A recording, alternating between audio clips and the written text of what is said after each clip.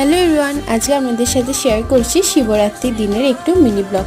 সেদিন আমি একটু সুজি বানিয়েছিলাম, যেটা প্রসাদ বানাবো বলে পুজো দিতে যাব। আর তাছাড়াও বাড়িতে আছে গোপাল, তো সেই মতোই কাজ। আর তারপরে সন্ধেবেলা এই যে সব কিছু রেডি করে চলেই যাচ্ছিলাম পুজো দিতে। তার আগে এখানে একটু কাকিমার জন্য ওয়েট করছিলাম।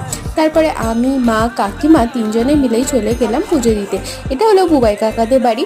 আমাদের আমরা এখানেই পুজো দিই পাড়ার সবাই মিলে। গিয়ে তখন হচ্ছিল অভিষেক, তারপরে এই যেখানে আরতি হচ্ছে।